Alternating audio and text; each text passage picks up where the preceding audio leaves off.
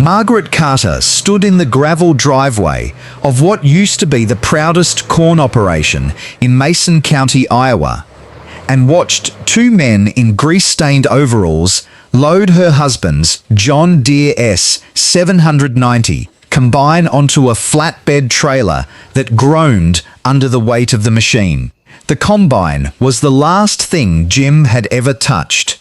He had climbed down from that cab on a Tuesday evening in October, wiped the dust from his forehead, walked into the kitchen for supper, and collapsed before his coffee hit the table. A massive heart attack at 51. No warning, no goodbye. Just a man who had spent 30 years building a legacy, gone in the time it took to unbuckle a seatbelt. And now, 8 months later, Maggie was selling the only thing left that the bank had not already claimed. The men chained the combine down, the ratchet straps clicking like a countdown, and Maggie signed the title with a pen that felt heavier than the tractor itself. $78,000. That was supposed to be the money that saved the farm. That was supposed to pay off the equipment loans, the seed debt, the funeral costs, and the back taxes that had been piling up like snow against a barn door. But Maggie had a different plan. A plan that made the auctioneer raise his eyebrows. A plan that made the farm credit officer laugh out loud when she told him over the phone. A plan that would have every tongue in the county wagging for the next 3 years. She was not going to plant corn. She was not going to lease the land to a neighbor. She was not going to take the sensible widow's path and downsize to a condo in Des Moines. Margaret Carter, 42 years old, 5'4", with calloused hands, and a spine made of something harder than the limestone bedrock beneath her fields, was going to take that $78,000, drive 300 miles to a poultry auction in Missouri, and buy 120 naked chickens. Not just any chickens, naked neck chickens, turkeys, birds that looked like they had been plucked halfway through a Sunday dinner and then sent out to wander the barnyard in shame. Red, wrinkled necks, sparse feathers, alien eyes. Chickens so ugly that children at the county fair crossed themselves when they walked past the coop. The auctioneer in Missouri had laughed when she pointed at the pen. The breeder had asked if she was sure. Her own daughter, Emily, had stared at her in the truck on the way home and said, "Mum, those things look like they lost a fight with a lawnmower." And Maggie had looked at the cardboard boxes stacked in the bed of her F-150, listening to the confused clucking of 120 birds who had no idea they were about to become the most ridiculed livestock in Iowa agricultural history. And she had smiled. Because Maggie Carter had spent 8 months reading, 8 months of sleepless nights, sitting at Jim's desk with the lamp burning low, poring over extension reports and poultry science journals, while the cornfields outside her window grew wild with weeds.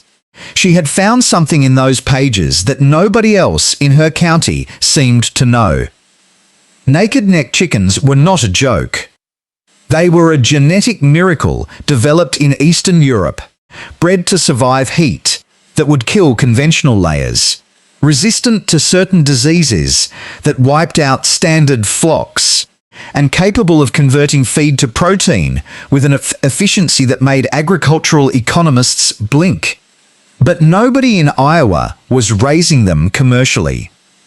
Nobody in the entire Corn Belt had looked at a naked neck and seen dollar signs. They only saw the ugly, and Maggie was counting on that. Because the ugliest opportunities, she had learned from watching Jim lose everything to commodity prices, were the ones nobody else wanted to touch. The flatbed pulled away with the combine. Maggie tucked the check into the pocket of her husband's old Carhartt jacket, the one she still wore every day because it smelled like diesel and sweat, and the ghost of a man who had believed in her even when he was alive. She walked back to the barn, opened the boxes, and released 120 naked chickens into the world. The neighbours started gathering by the fence line before sunset. Bob Henderson, who farmed the section to the east, leaned on his truck and stared through binoculars. The Miller brothers drove their ATV down the gravel road and idled there for 20 minutes, pointing and laughing. By Wednesday, the story had made it to the coffee shop in town. By Friday, it was gospel. Did you hear about Maggie Carter? Sold Jim's combine. Bought a bunch of plucked-looking chickens. Grief's done broke her mind. Poor woman. Lost her husband and her sense. They laughed. Oh, how they laughed. And Maggie let them. She had work to do. The farm was not just a farm anymore. It was a battlefield. And the first thing Maggie learned, within 72 hours of releasing her flock, was that naked neck chickens were exactly as strange as they looked, and twice as difficult. The birds did not behave like the Rhode Island Reds she had raised in 4-H as a girl. They did not cluster in the coop at dusk like sensible animals. They wandered, they explored.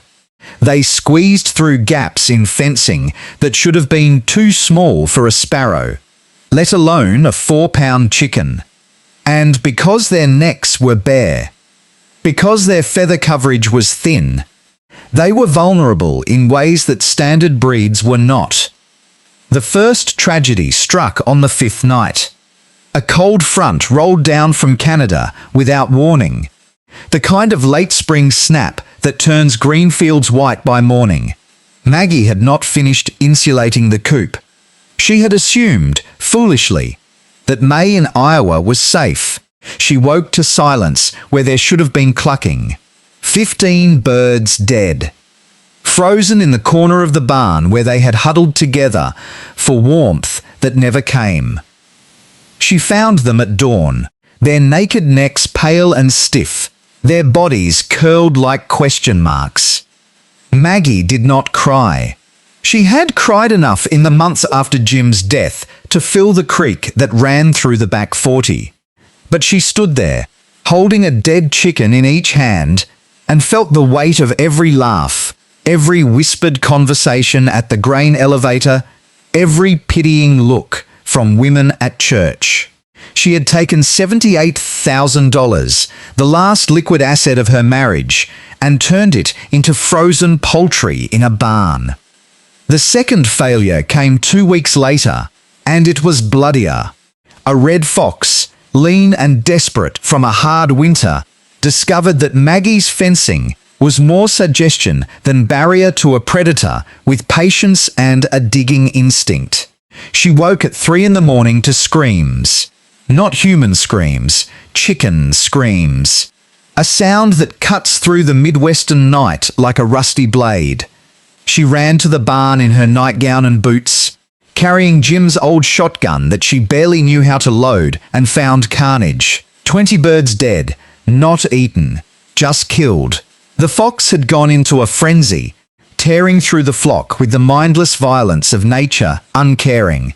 Maggie fired the shotgun into the air, scaring the fox into the corn stubble. But the damage was done.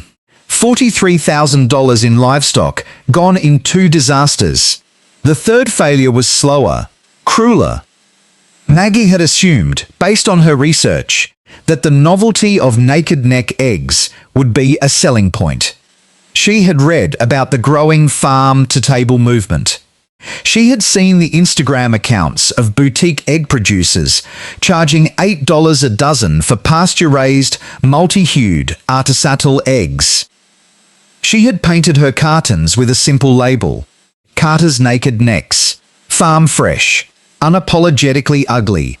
She loaded her pickup with 20 cases and drove to every grocery store, every restaurant, every farmer's market within 50 miles. The response was universal. Manager after manager, chef after chef, looked at the eggs, looked at the label, looked at Maggie's earnest face, and shook their heads. The eggs were fine. The eggs were actually excellent, with yolks the color of marigolds and shells that ranged from cream to pale brown. But the name, the concept, the idea of selling something associated with nakedness and ugliness to Midwestern housewives and branch crowds. It was too weird, too risky. One manager at a co-op in Cedar Rapids, a young man with a man bun and a nose ring who should have been her target demographic, had the decency to be honest. "Look," he said, holding one of her cartons like it might bite him, "these are great eggs. But my customers want pretty. They want pictures for their feeds. They want chickens that look like they belong in a children's book. These naked things?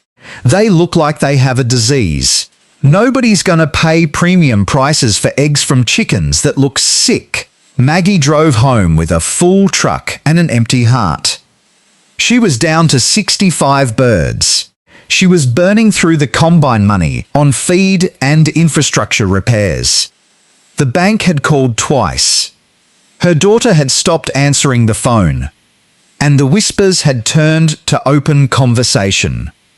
At the grain elevator, where Maggie went to buy corn by the ton, because she could not afford the organic feed she had planned on, the men stopped talking when she walked in.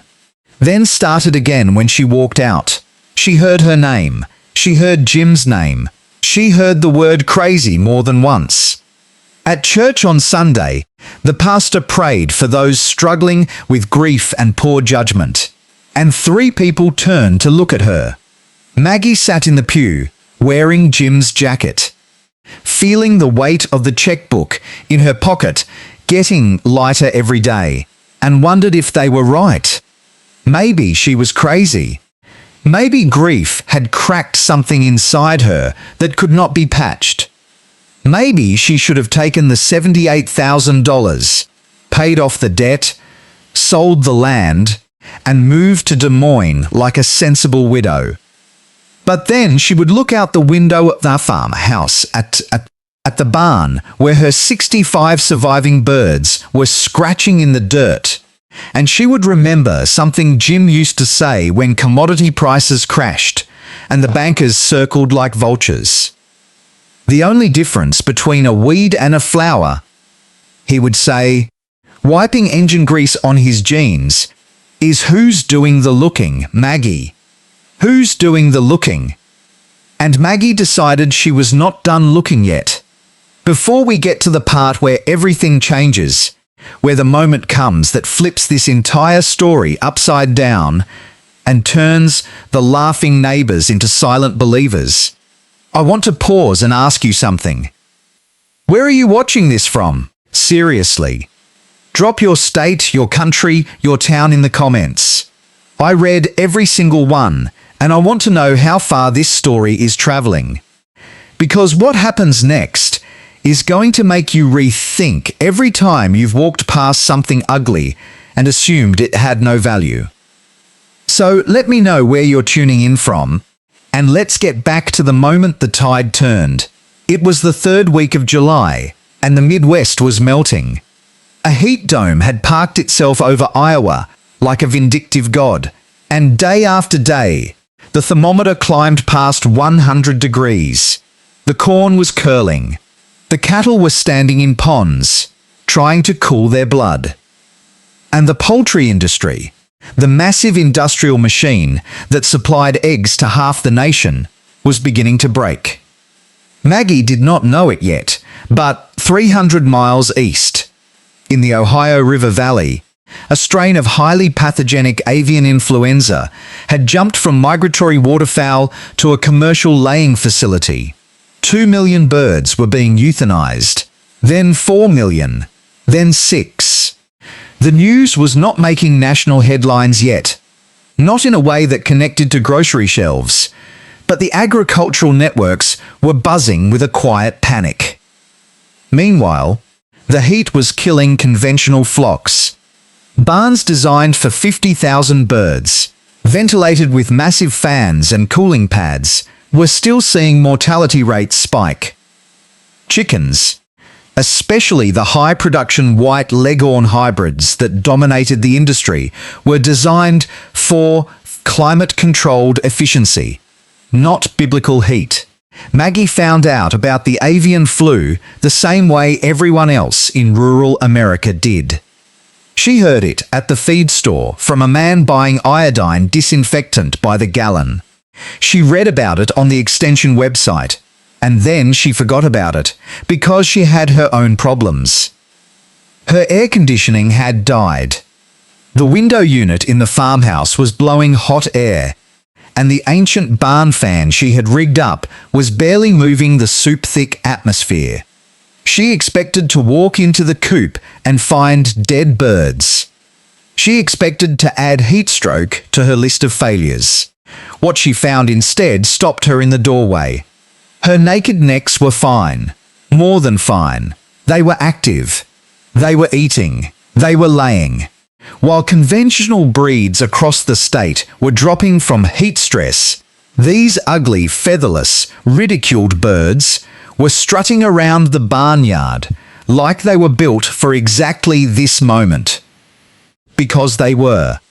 Maggie ran back to the house, pulled out her research, and read the passages she had underlined months ago with trembling fingers. Naked-neck chickens possessed a gene that reduced feather density by up to 40%. Less feathers meant less insulation. Less insulation meant superior heat dissipation. Studies in Botswana and Hungary had shown turkeys thriving in temperatures that killed standard broilers.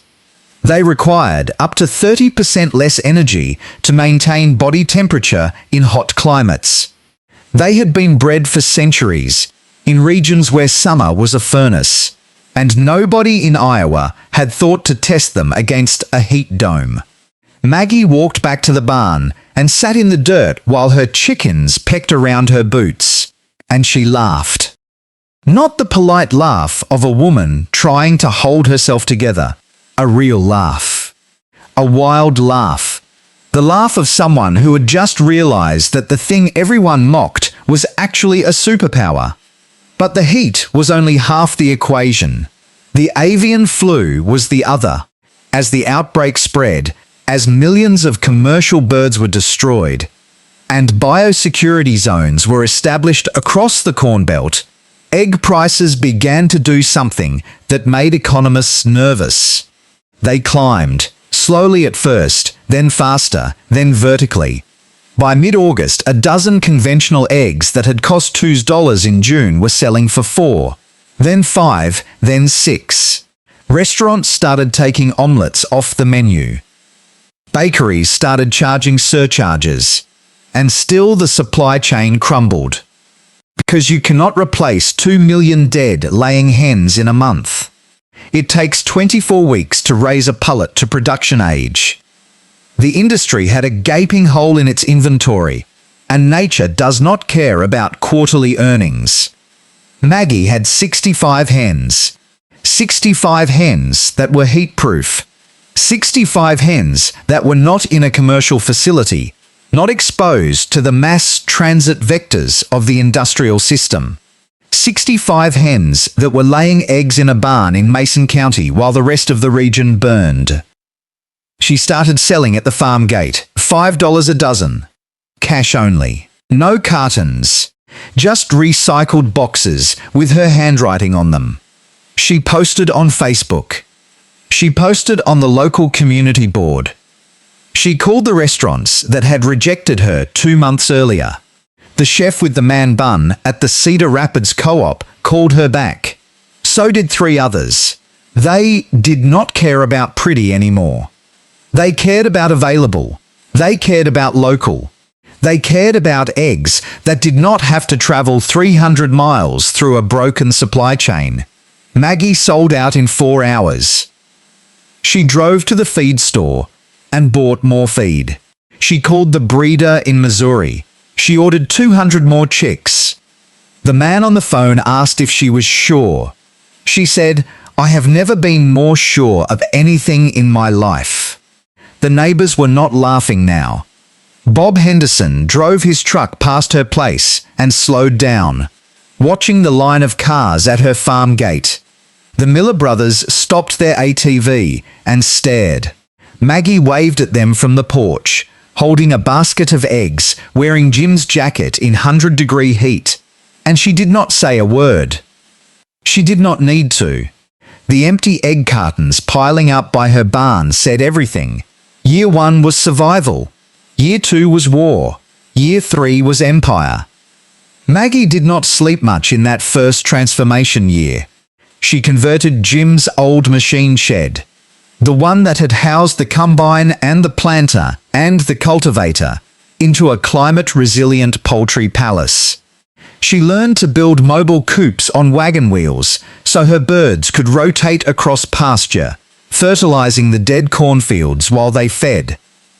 She hired 2 local teenagers, farm kids who knew how to work but had never seen a chicken without a full coat of feathers, and she trained them in biosecurity protocols that would have made a CDC scientist nod in approval. She installed footbaths. She built quarantine pens. She kept her flock closed to outside birds, protecting them from the influenza that was still burning through the industry in waves. By the end of year 1, she had 400 laying hens. By the end of year 2, she had 1,000. And by the spring of year 3, Margaret Carter, the crazy widow who sold a combine for chickens that looked like they had been through a plucking machine, was running an operation with 5,000 naked neck hens, 20 employees, a USDA-certified processing exemption, and a waiting list of restaurants from Chicago to Kansas City that wanted her eggs so badly they were willing to pay a premium just to secure a spot on her delivery route. The numbers stopped being funny and started being frightening. Her flock was producing 15,000 eggs per week. Not just any eggs. Eggs with deep orange yolks and thick shells, laid by birds that were converting feed at a ratio that made agricultural agents drive to her farm. With clipboards and skeptical expressions, they measured, they calculated, they scratched their heads, and they published a paper. The Carter Method, they called it, in the Journal of Applied Poultry Research. Heat-resilient heritage genetics combined with intensive pasture rotation and closed flock biosecurity. It was not revolutionary in its parts, but nobody had put them together in the Corn Belt. Nobody had looked at a naked neck and seen the future of climate-adaptive agriculture. Maggie was invited to speak at the Iowa Pork Congress, which amused her, and the National Small Farm Expo, which terrified her. She stood on stages, in blazers she bought at the consignment store in Des Moines, Jim's Carhartt jacket, retired to a hook in her office. And she told the story of the combine. She told the story of the frozen birds, and the fox and the chef, with the man bun who thought her chickens looked sick. And then she told them the revenue numbers. $2 million in gross revenue in year 3, 40% profit margins, 0 debt. A farm that had been $78,000 away from foreclosure was now worth something the bankers could not calculate, because it was not just land and equipment anymore. It was a brand. It was a method. It was proof. And the proof kept multiplying. Maggie started a mentorship program for other widows and beginning farmers who had been priced out of corn and soy. She taught them how to source naked neck genetics. She taught them the biosecurity protocols. She taught them that the path to profitability did not always run through a John Deere dealership. Within 18 months, there were Carter Method farms in Nebraska, Missouri, Wisconsin, and Indiana. 40 small operations, each running between 200 and 1,000 birds, each generating enough income to keep a family on land that would otherwise have been sold to corporate aggregators. The combine money had not just saved one farm. It had seeded a movement. Bob Henderson, the neighbour who had laughed through binoculars, showed up at her gate one Tuesday with a checkbook and a red face. He wanted to convert his East 40 to pasture poultry. He wanted to know if she would sell him chicks. Maggie looked at him, this man who had watched her lose everything, and done nothing but smirk. And she said, "Bob, I will sell you the birds. But first, you have to admit they are beautiful." He stared at her. She stared back. And finally, slowly, like a man pulling a thorn from his own pride, Bob Henderson nodded and said, "Miss Maggie, those are the ugliest, most beautiful damn chickens I have ever seen." She sold him 200 chicks at cost. Because that was the other thing Maggie had learned. Revenge was a cold egg, but redemption was a warm barn full of birds that nobody believed in until they had no choice but to see. The egg crisis did not end, it evolved. By year 4, the poultry industry had partially recovered from the influenza outbreaks, but the climate had not recovered from itself. Heat domes became annual events. Droughts deepened. The massive commercial barns that had once seemed like temples of efficiency became liabilities, energy hungry and climate vulnerable. Meanwhile, Maggie's operation had expanded beyond eggs. She had developed a line of naked neck meat birds, processed on farm under USDA exemption, sold to high-end restaurants in Chicago that marketed them as climate-resilient heritage poultry. She had a composting operation that turned poultry litter into black gold, sold by the truckload to organic vegetable farms. She had a YouTube channel, started by her daughter Emily, that showed 5 million subscribers how a woman in Iowa had turned ridicule into revenue. And she had the combine. Not the original one. That was long gone, sold to a farmer in Minnesota who probably never knew its history. But Maggie had bought a smaller, older combine at auction, painted it bright red, and parked it by the road as a monument. A sign hung from the header. "This machine used to harvest corn. Now we harvest the future." Tourists took pictures. School buses stopped on field trips. The local newspaper, which had run a sympathetic obituary for Jim, and then a condescending profile of Maggie's chicken venture, ran a new headline. "From widow to empire, the woman who bet on ugly."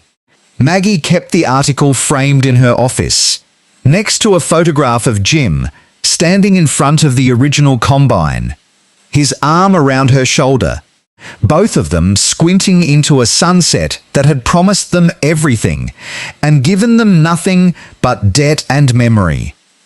She looked at that picture every morning before she walked to the barns.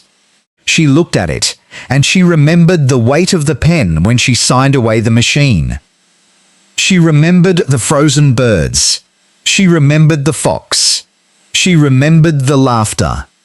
And she remembered the moment in the doorway of the coop when the heat had broken everything else, but her ugly, naked, ridiculous chickens had been standing there alive and laying and waiting for her to finally see what they had been trying to tell her all along.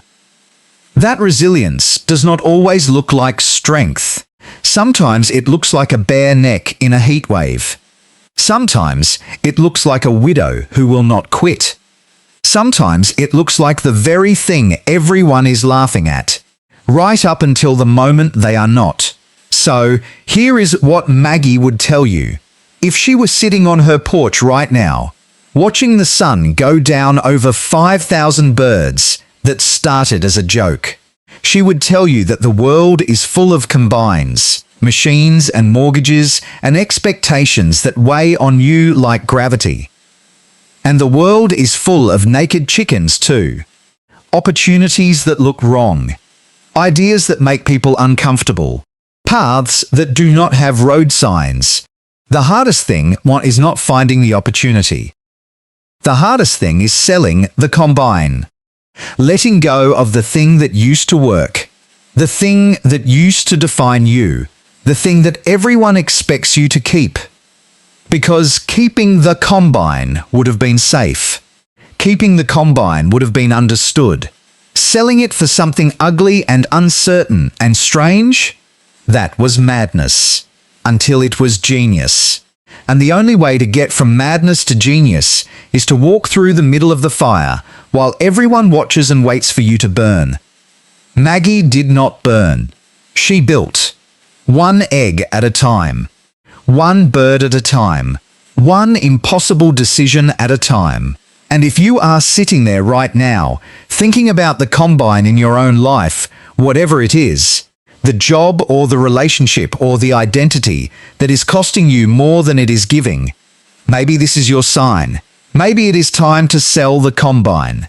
Maybe it is time to buy something ugly. Maybe it is time to let them laugh. Because they will laugh. Right up until the crisis proves you right. And then they will be in your driveway, checkbook in hand, asking how you did it. And when that day comes, you can look them in the eye and say, I just saw something you were not looking for. I saw the beauty in the bare neck. I saw the future in the thing you threw away. Now, if this story moved you, if Maggie's journey from that gravel driveway to the empire she built made you feel something, I need you to do 3 things. First, hit that like button and subscribe, because we tell stories like this every week. Stories about the people who bet on the impossible and win. Second, share this with someone who is standing at their own crossroads right now. Someone who needs to hear that the laughing stops when the results speak. And third, tell me in the comments, what is the combine you need to sell? What is the ugly opportunity you have been too afraid to buy? I read every comment and I believe in every single one of you who is brave enough to type the truth. Until next time, keep building, keep betting on ugly, and never let the laughter drown out the laying.